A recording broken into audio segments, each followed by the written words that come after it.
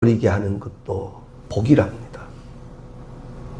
그런데 잊지 말아야 할 것을 잊어버린다는 것은 안타까운 일이지요.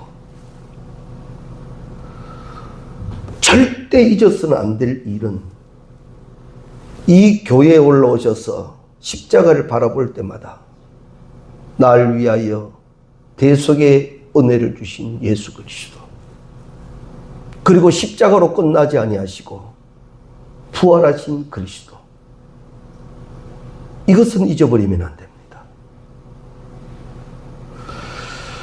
말씀 중에도 나누시겠습니다만 나의 존재 가치는요, 예수님이 십자가에 오르셔서 돌아가셔야 할 정도의 가치가 내게 있습니다. 세상은 우리를 어떻게 평가하든 말든 하나님 편에서는 나는 그런 존재입니다. 예수와 바꾼 존재. 하나님은 한 번도 우리를 실망시킨 적 없고 고아와 같이 버려놓으신 적이 없습니다. 친히 약속하신 대로 나는 너희 하나님 여호와라시며 선한 목자로 계시는 줄 압니다. 친히 말씀하여 주시고요, 그 말씀을 믿은 자에게, 그 믿고 소원하며 기도하며 행하는 자에게 말씀이 이루어지는 축복도 함께 주시는 줄 믿습니다. 이런 엄청난 축복이 있는데, 예수님이 이 땅에 계실 때 가장 가까이 예수님과 함께 했던 사람들, 바로 예수님의 제자들이죠. 이들이 예수님이 십자가에 못 박히시는 것을 보고 두려워 숨어버렸습니다. 그들에게 우리 주님이, 부활하신 주님이 나타나셨습니다. 그리고 친히 확인시켜 줍니다. 그 후에 제자들은 바뀝니다. 이제 예수님께서 성천하실 때 너희는 이곳을, 이 예루살렘을 떠나지 말고 내가 약속한 것이 너희에게 임할 때까지 기도하라 하지요. 그 후에 부활하신 주님을 만난 제자들은 이제 흩어지지 않습니다. 120문도 가운데 제자들이 앞서 그 자리를 지키고 있습니다. 이것이 부활하신 예수를 만난 자의 모습입니다. 부활하신 주님을 보지 못했다면 의심많은 도마처럼 의심만 할 수 있지만, 이제 그 주님을 만난 제자들은 그 부활의 말씀을 온전히 깨닫기 전의 모습과는 전혀 다른 모습이었습니다. 베드로가 수제자였지만 그는 큰 실수를 많이 하는 자였습니다. 제자들이라 했지만 제대로 구실 한번 못했습니다. 오히려 그 제자들에 비교하면 구레네 사람 시몬 같은 경우가 더 귀하고 아름다운 모습이기도 합니다. 그러나 부활의 주님을 만난 이 제자들은 성숙하였고 주님이 원하시는 자로 되어져 가기 시작했고, 그들의 신앙은 이제는 물러서지 않습니다. 그 어떤 것들 앞에서도 예수를 말하기 시작합니다. 베드로가 그러지요. 당시의 최고의 기관인 산헤드린 공회 앞에 가서 그랬죠. 내가 당신들을 두려워할까? 하나님을 두려워할까? 그 담대한 모습이 되어진 것은 바로 부활하신 주님을 만난 자이기 때문입니다. 우리도 마찬가지입니다. 예수 부활하셨습니다. 그 소식만으로 접하고 있으면 안 됩니다. 그 부활하신 주님이 나의 예수가 되어야 합니다. 예수 그 이름의 뜻이 무엇입니까? 그들을 그 죄에서 구원할 자임이 예수라는 겁니다. 그렇다면 부활의 예수가 나의 예수가 되어야 합니다. 이 온전한 신앙으로 살아가게 된다면 우리는 제자들의 모습처럼 정령코 주의 은혜를 받은 자의 온전한 모습으로 우리의 신앙을 감당하게 될 줄로 믿습니다. 제자들이 이렇게 거듭나게 되고 그들의 모든 삶 속에 확신이 있게 된 그 귀한 기점은 어디냐? 바로 예수를 예수로 알기 시작한 거예요. 3년 동안 예수님과 함께 있었습니다. 그런데 그 예수가 진정 하나님이 말씀하시는 예수가 되지 못했기에 높은 자리를 따지려고 했고, 그 예수가 십자가에 못 박히자 도망가며 숨었던 사람들입니다. 그런데 이제 그 예수가 정령껏 성경이 하나님이 말씀하시는 예수로 매겨지는 순간 이들은 두려움이 없는 거예요. 강한 거예요. 담대한 거예요.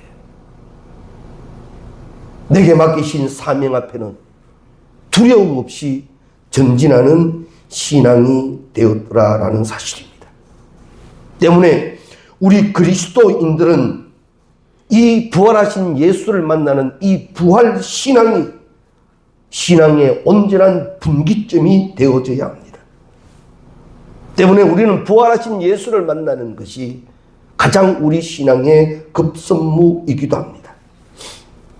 이 부활하신 주님과의 만남이 내게 이루어지지 않는다면 내 신앙은요, 부활의 주님을 만나기 전에 제자들의 모습처럼 때로는 흔들리고 때로는 두려워하고 때로는 숨어 살아가는지도 모릅니다.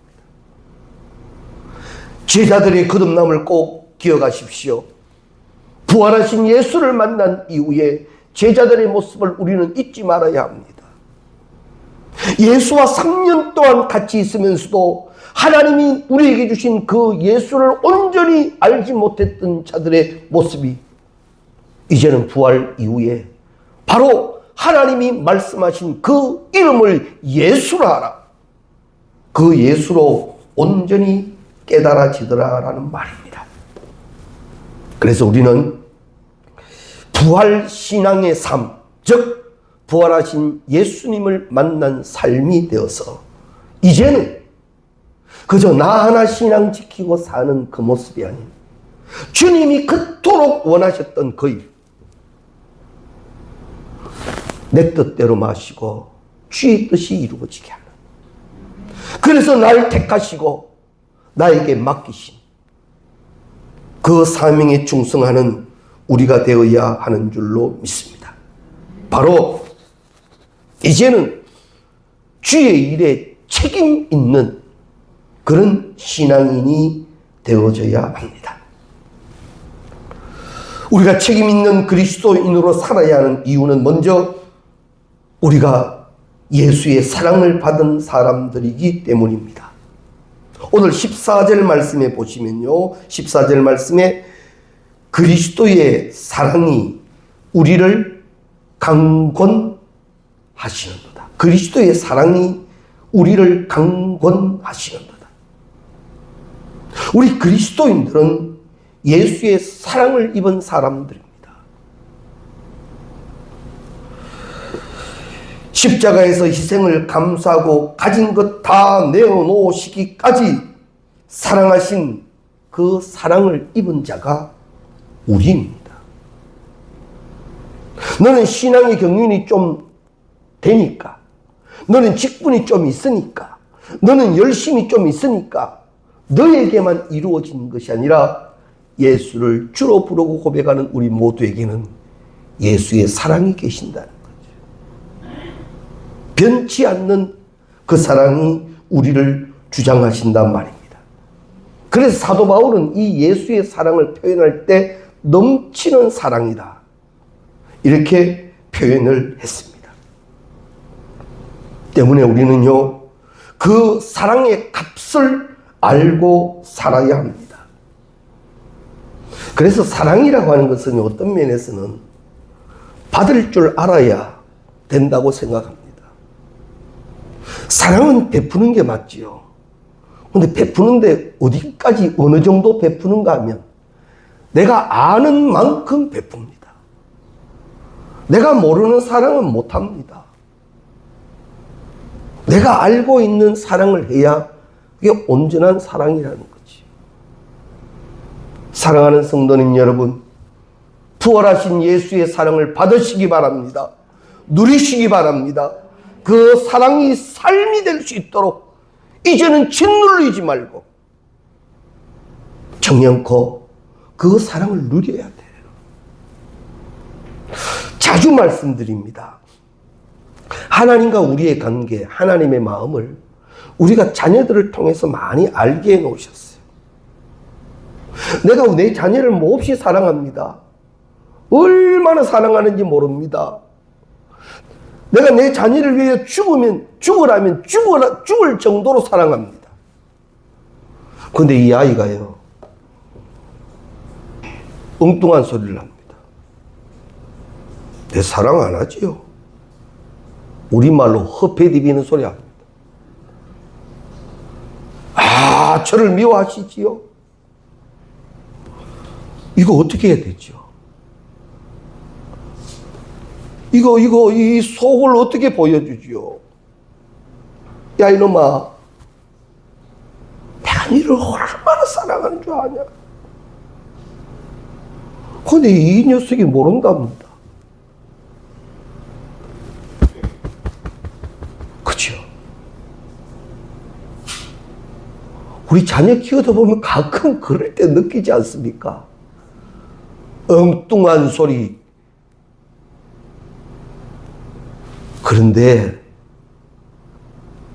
입장 바꾸었어요. 하나님이 우리 보실 때 어떠실 것 같습니까? 예수 그리스도를 십자가에 올릴 만큼 사랑하셨는데 우리가 전혀 사랑받지 못한 자처럼 있다면 하나님 마음 어떠시겠습니까? 주의 사랑을 누리게 되었습니다. 그만한 가치가 있는 존재적 삶을 살아갈 수 있기를 바랍니다. 이런 말이 있죠. 세상은 가격으로 평가한다면, 그렇다면 너의 가격은 어느 정도냐? 우리 가격은 얼마라고요? 따라합시다. 예수님짜리. 나는 예수님만한 가치가 있는 거예요. 나에게는 예수님의 십자가가 지불되어 있는 거예요. 얼마짜리냐면 예수님짜리예요. 그만한 가치가 있단 말입니다. 그렇게 사랑받았단 말입니다. 이제 사랑을 누릴 줄 알아야 합니다. 주의 것으로 감사하며 주의 것으로 평안하며 사랑받은 온전한 모습이 우리에게 있어져야 합니다.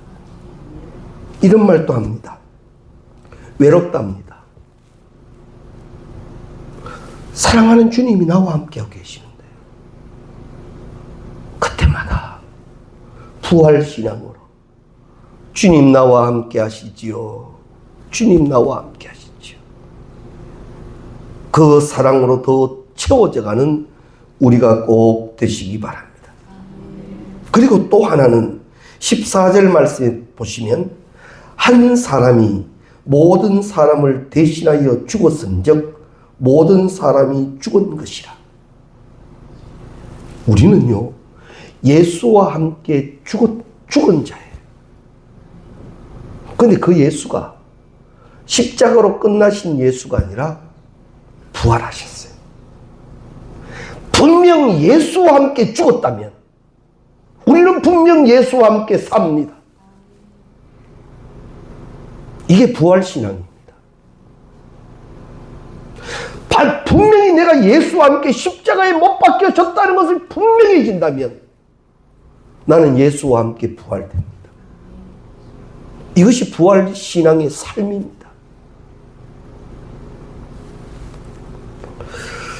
로마서 6장 8절 말씀에 보면 만일 우리가 그리스도와 함께 죽었으면 또한 그와 함께 살 줄을 믿노니 그리스도와 함께 죽었다면 또한 그와 함께 살 줄을 믿으라.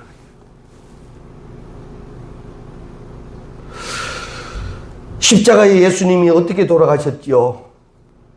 이유가 있었습니까?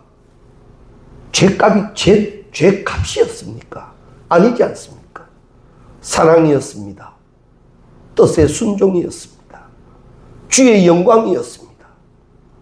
그렇다면 우리 또한 그 삶을 예수와 함께 되어져야 할 것이고 거기에서 부활의 영광을 일으켜야 될 줄로 믿습니다.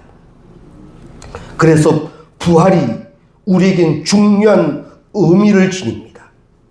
예수의 승리가 나의 승리입니다. 예수의 부활이 나의 부활입니다. 그래서 주님이 이런 말씀하셨죠.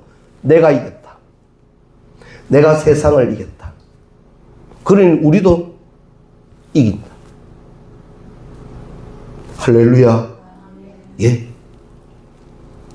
주님이 이기셨기 때문에 나도 이기게 되어 있는 거예요. 이제는 주눅들지 마십시오. 세상이 그 어떤 것들로 유혹하고 미혹해도 끌려다니지 마십시오. 영적 분별력을 가지십시오. 정확히 판단케 하시는 성령의 은혜를 누리십시오. 그리고 내 발의 등이요 내 길에 빛이 되시는 말씀의 역사를 쫓아가십시오. 거기에 주의 기적이 있게 될 줄로 믿습니다. 세상이 하지 못하는 하나님의 일을 우리는 기적이라고 하고 표적이라고 합니다.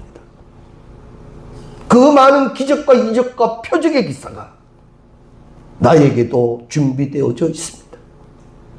이제 부활신앙의 온전한 은혜로 나아가기만 한다면 분명히 그 축복이 나의 축복이 될 줄로 믿습니다. 이제는 우리의 신분과 처지와 가치관 모두가 죽었다가 다시 산 예수 그리스도의 중심이 되어져야 합니다. 나 이제 주님의 새 생명 얻은 몸 옛것은 지나고 새 사람이로다. 좀 그래서 하십시오. 부활 전이나 부활 후나 똑같아도 왜 그래? 똑같은. 우리 앞에 인사합시다. 바뀌셨네요.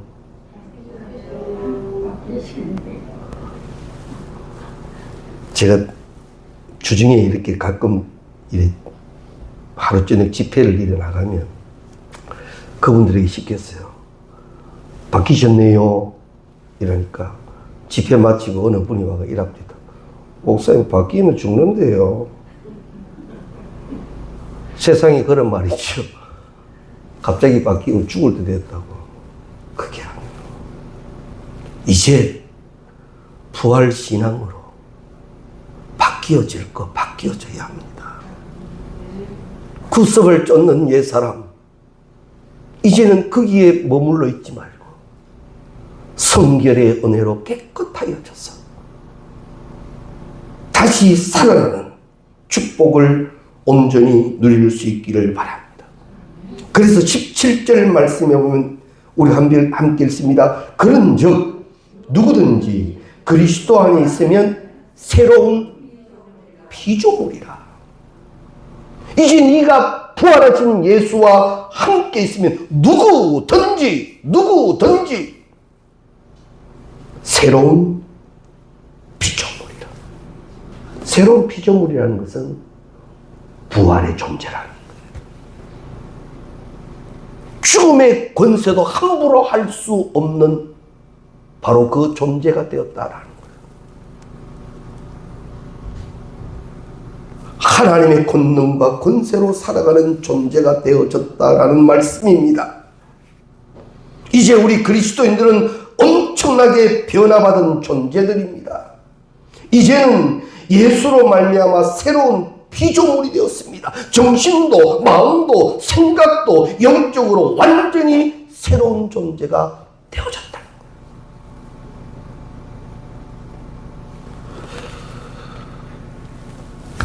지난 수요일 저녁에 나눈 말씀이죠. 예수의 이름 가운데 만유의 주라는 이름을 나누었습니다. 예수를 만유의 주로 부른 이유는 세상의 모든 것의 주인이시기 때문에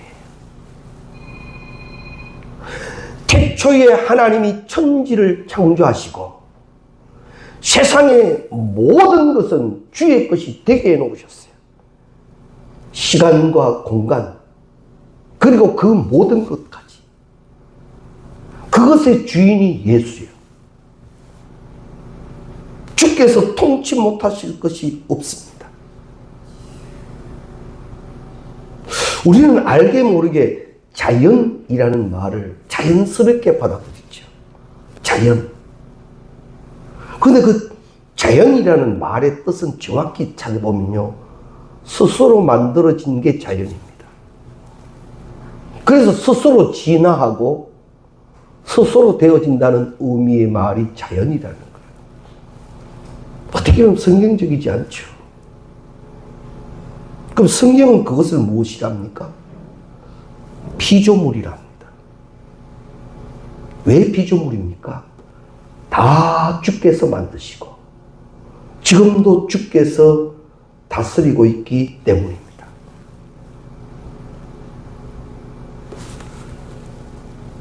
그런 세상 속을 내가 살아가는 거예요. 내가 부활신앙으로 온전히 되어서 주의 일로 주의 뜻으로 정령 소원을 품고 기도하며 행하기를 원할 때 만유의 주 예수는요, 세상을 움직이십니다. 세상을 움직이십니다. 얼마나 멋집니까? 성경에 좋은 예로 요셉이 있습니다. 요셉은 그의 걸음걸음을 보면 평탄한 길이 별로 없습니다. 형들로부터 버림받고요, 누명 쓰고요, 배신당하고요. 그래도 성경은 요셉에 대하여 이렇게 기록합니다.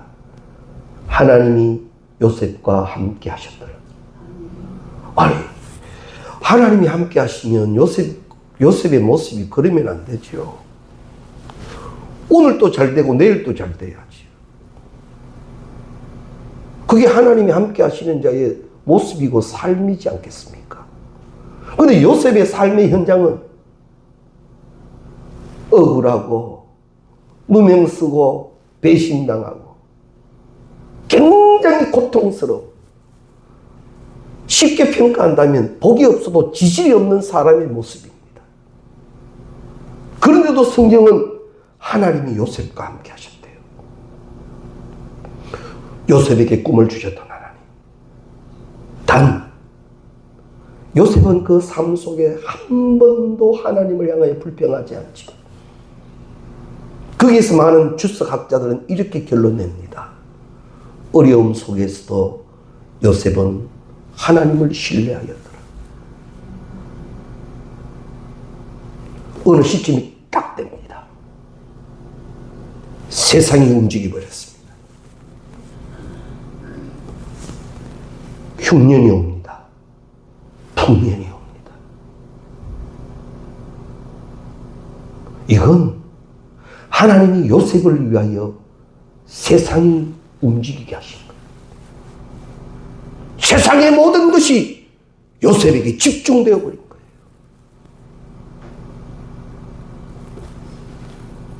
나에게도 하나님이 집중하시면, 하나님이 정하신 그때에 모든 것이 움직여지게 될 줄로 믿습니다. 만유의 주요, 다스리지 못할 게 없으신 주요, 지금도 말씀하시면 그대로 되는 것이 만유의 주의 능력이에요.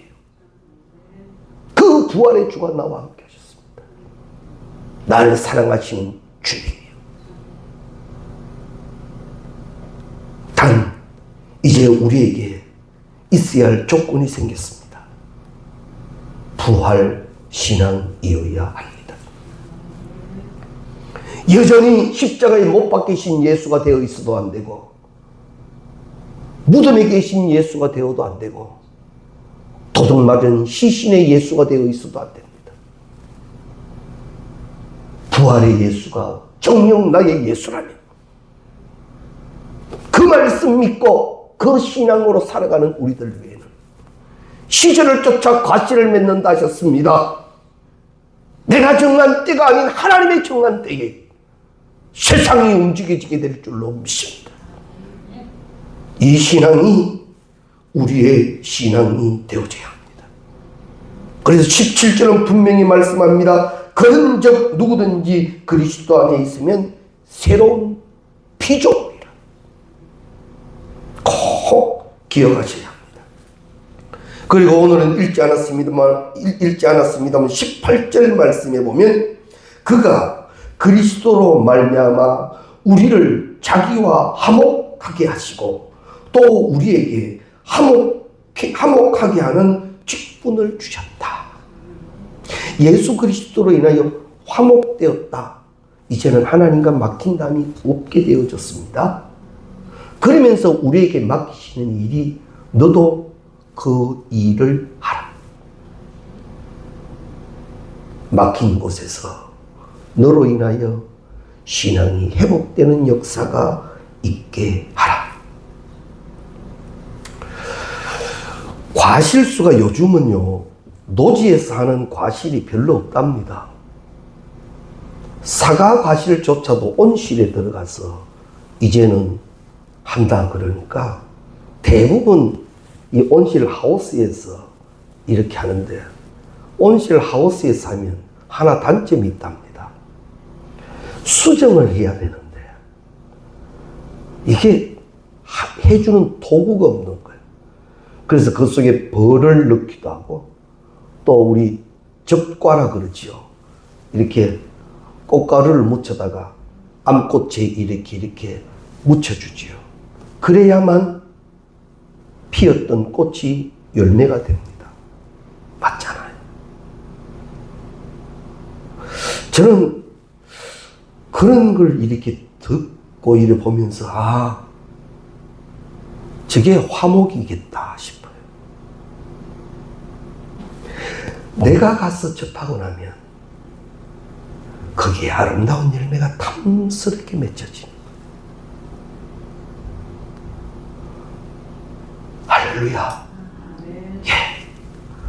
부활의 신앙의 사람은 이 일이 맡겨져 있습니다.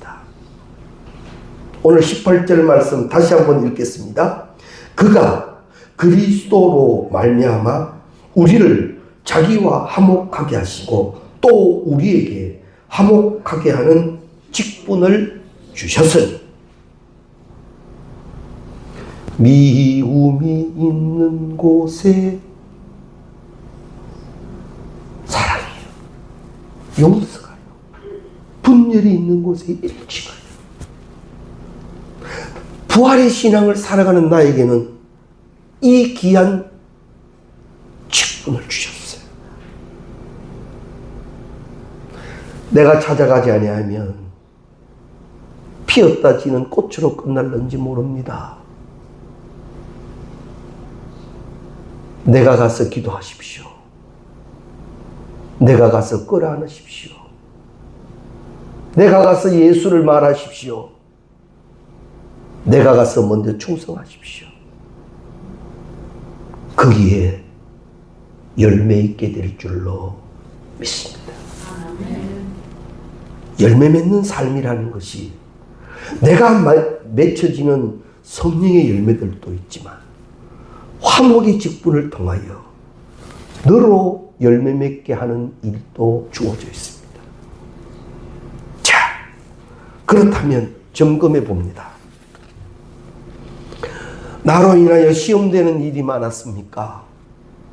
나로 인하여 열매되는 일이 많았습니까? 나는 상처받은 일이 많았습니까? 위로받는 일이 많았습니까? 그러나 이제부터 부활의 신앙이면 나로 인하여 위로받게 하십시오. 나로 인하여 세임 얻게 하십시오. 열매 없었던 그에게 열매가 이제는 맺혀지게 하십시오. 이게 부활신앙 가진 자의 직책입니다. 말씀을 정리합니다. 우리에게는 주의 사랑이 가득합니다. 우리는 죽었다가 다시 산 존재입니다. 보라, 새롭게 되었도다. 세상이 감히 건드릴 수 없는 새롭게 된 주의 피조물입니다. 피조물이라는 말은 하나님이 만드셨다는 전제가 있습니다. 나는 하나님이 새롭게 하셨습니다. 나는 하나님이 새롭게 하셨습니다. 주의 역사하심이 나에게 임하셨습니다. 그리고 우리에게 직분을 주셨습니다. 화목케 하라. 가장 아름다운 귀한 신앙과 손길로 이제는 찾아가십시오. 끌어안으십시오. 그리고 그 사랑을 말하시기 바랍니다. 그래서 나에게도 열매가 있고 나로 인하여 너에게도 열매 있게 하는 우리 되시기를 주의 이름으로